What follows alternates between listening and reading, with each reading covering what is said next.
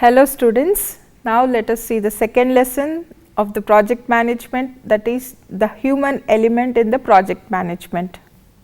A project management expert says too often the human aspect, how people behave, how they need to be treated, is often neglected. A project manager always considers the money, the deadlines and the outcome and leaves out the people. This is being the main reason for the failure of many of the projects. It is not about gathering the requirements, following the process, meeting the deadlines, schedules and closing the project. The people, as we have seen in the lesson 1 among the 4 P's is also very important role of the project management. It also includes how well a team functions as a unit, how their experiences are being used to solve problems and resolve conflicts within a team.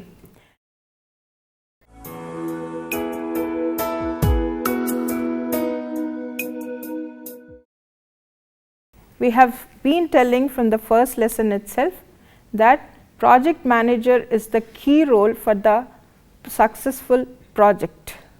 The most important goal of a project manager is to encourage and use the combined efforts of the project team members to exceed the accomplishments what they can individually perform. We can also say that to enhance the project team performance, team building, problem solving and conflict management are the main factors which work interdependently. To establish this, project manager plays the major role. You can see a picture here which shows how to enhance project team performance. What are the factors that influence the team performance? It is the effective team building, the constructive conflict management and collaborative problem solving. Let us consider each factor. First, team building. Team building plays a very vital role for the successful completion of the project. Communication and collaboration within the team and also between the project manager and the team plays a vital role to build up a strong team. Communication is the one that plays the key role. It is very essential throughout the project between the project manager and the team members. The project manager needs to communicate well within the team members and also his higher authorities, his or whether it is stakeholders, anywhere, whatever it is, the communication is the factor that builds up rapport between the project manager and the teammates and all the people that are involved in the project. Let us consider 4 principles of team building. First, define success criteria. The project manager needs to define the success criteria. That is, on weekly basis also he should mention what are the team objectives, so that each team member can check out his individual performance, individual progress throughout the project. If a team objective is outlined, the team member can check his individual progress mapping with the team objectives. Lead by example. The second principle, it shows the leadership skills of the project manager. It presents the same behavior what they can apt from him. Ability to balance the emotions, or how to face a difficulty in the project, how to overcome the stress, all these can be an examples. Third is value all contributions. One simple way to show this is by listening to all the team members' views at a meeting. Make them feel that their opinion is valued. And the last one is rewarding the success. If a deadline for a particular week is completed within the time and within the budget, then whether it is appreciated by the project manager, that can be considered as one of the principles to build up a strong team. Let us see the terminology of conflict management. What is conflict management? Nothing but resolving the conflicts. It is common that when multiple people are working on a same domain, each will have their opinion. It is very common to have conflicts within a team, but the project manager should have enough skills to resolve their conflicts. Let us see certain techniques which resolves the conflicts.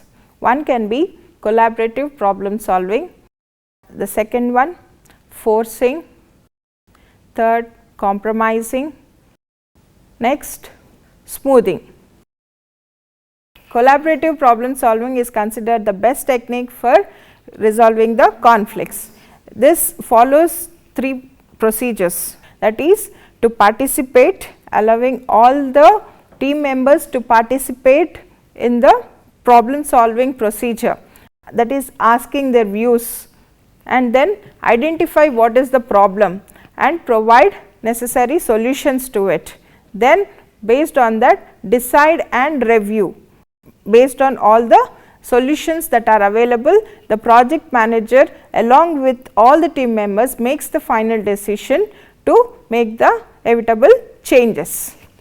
The next technique is to compromise. If at all the collaborative problem solving style is not working out, then we go for compromise. That is, it will not be satisfactory to both the conflicting people.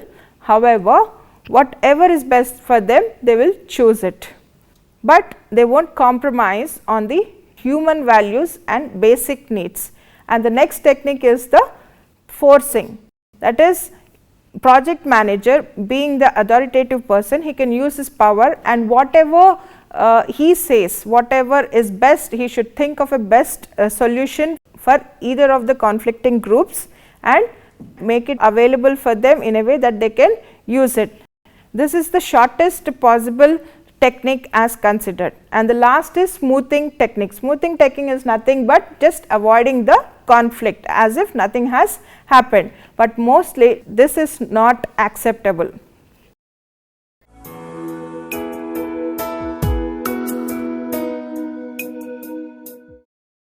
Motivation refers to the initiation, direction, intensity and persistence of human behavior. It is considered as satisfying one's personal need to inspire him to do something better. It is like boosting your team. The project manager plays this important role of motivating his team, that is, you are increasing his team's self-esteem. What are the various abilities of the project manager? As we have seen in the first lesson, the same acronym of MOI. M stands for motivation, O stands for organized problem solving style, I stands for influence and team building. Let us consider few other techniques through which project manager can motivate his team members. First one is to know the people. He should know the team members individually. He should know what are their skills, what are their experiences, even to the extent of understanding their minds. He should provide an environment where they can flexibly approach him, whatever may be their need. For example, if a person is unable to work today because of some issue going on in his mind, he can rest, take a break for some time and continue later. Such freedom has to be given to the team members. The next one is set goals. Goals should be in a way that the team members will be able to achieve whatever may be their skills and experience. It should be in a way that they can collaborate their skills and experiences and their knowledge to the objectives of the project. The next technique is providing incentives, and the last one, recognizing their achievements. He can provide extra bonus for them, increase their pay hikes and also celebrating the achievements that they do on a weekly basis, or applauding them, saying a big thank you always does wonders when done in a team. Some other techniques are taking their opinions, providing professional enrichment, that is encouraging them to go for workshops or conducting trainings in a way to enhance their skills, their knowledge. All these are considered as techniques to motivate the team members in the project.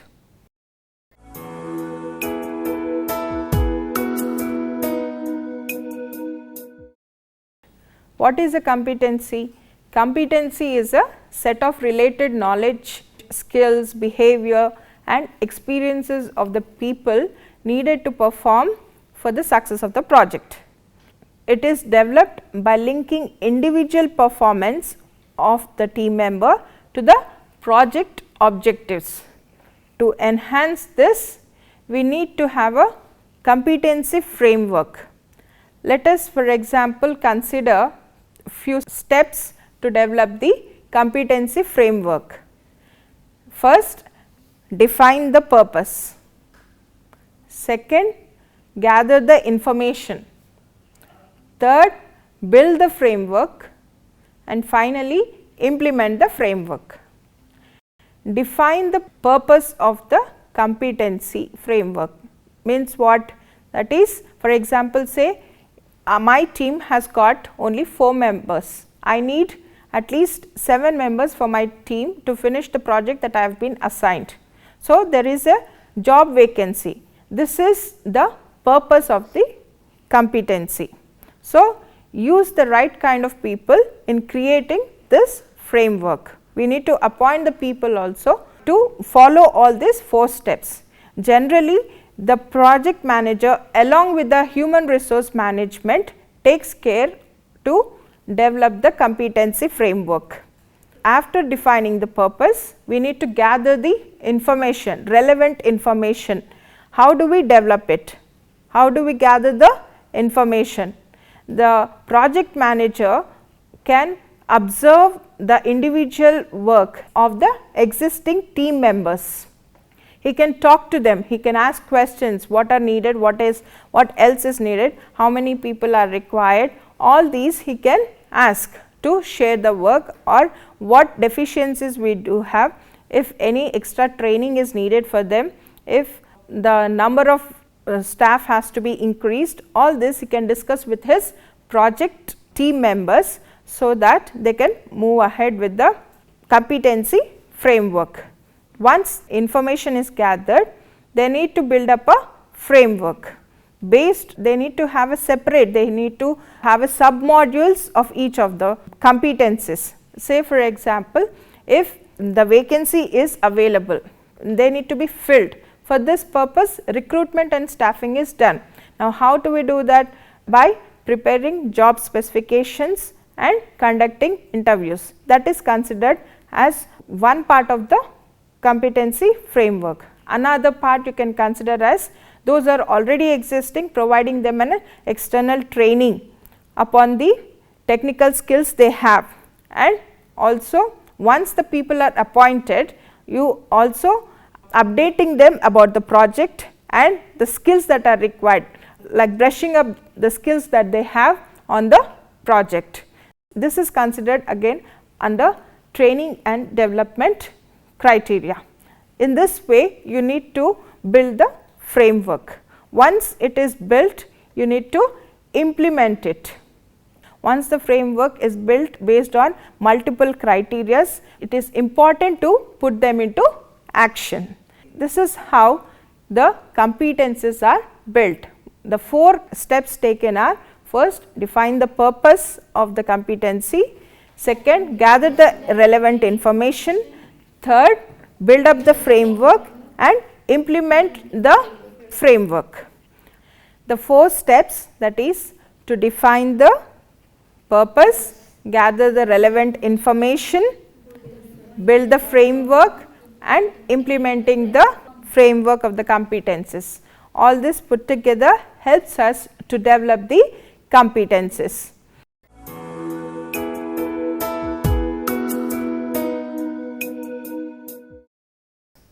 The project management has multiple knowledge areas, as we have seen in the lesson 1. The human resource management and the procurement management are taken into consideration now. The human resource management manages funding information, expertise and technical resources required for the success of the project. In the previous module, we have seen how to develop the competences. Based on those competences, the resources are managed. That is, in that we have seen how if there is a lacking of staff, it can be fulfilled, right. That is one competency. If the skills are less, they can be trained. All these competencies are included. Based on these competences, the human resource management and the project manager manages the funding information, expertise and technical resources. This is the primary purpose of human resource management. Say for example, if the number of staff is less, so we need to acquire the staff members. So, for this, let us consider the activities that the human resource management follows. First, they develop a plan. Next, they document the plan. Third, acquire the resources. Next, develop the project team. Next, manage the project team. And finally, closing of the project. The first is develop a plan. That is, the project manager prepares the life cycle of the project. He analyzes what are the tasks and deliverables as per the work schedule. Based on this, he determines the staff required for that particular project. Then the second step, that is documenting the plan. He prepares multiple documents, the documents which has got the workflow of the project, and according to the workflow, the number of staff positions are required for the project. Another project, the flow of the project and also the technical resources that are required for the project. Another document, the workflow and the cost estimates and the overall budget that is required for the project. All these documents are planned and maintained by the project manager. Once they are prepared, if at all they exceed also, he should have a backup plan also. If at all the budget is overrun, he should have a backup funds ready in order to resolve their issue. So, once all these are documented, he should acquire the resources. How? By informing the human resource department. And the final is managing the project team, which is again the main responsibility of the project manager. He maintains all the details. He has the documents of every day's performance of the team members, of each and every team members. Who else is leaving, who are newly appointed, what resources are required, what is the work done in a particular week. All these are documented and maintained and reported to his higher authorities. And finally, the closing of the project. This includes the overall budget, the record cost estimations on weekly basis, the payments made to the team members, whatever budget is spent is documented and reported. Next, let us consider how to manage the material and supplies, transportation and logistics. This is taken care by the procurement management along with the project manager. Logistics is nothing but to supervise the flow of the material from the dealers or the contractors to the availability of the project. For this, the people are appointed accordingly. Some for bidding the quotes, some for communicating the deals, some for supervising the transportation of goods and services from the dealers to the organization. If necessary, each and every team can be trained accordingly. They should always keep track throughout the procedure of the procurement management. This is how the procurement management manages the logistics. Do you have any doubts? Ma'am, we didn't understand the difference between human resource management and procurement management. Will you explain that?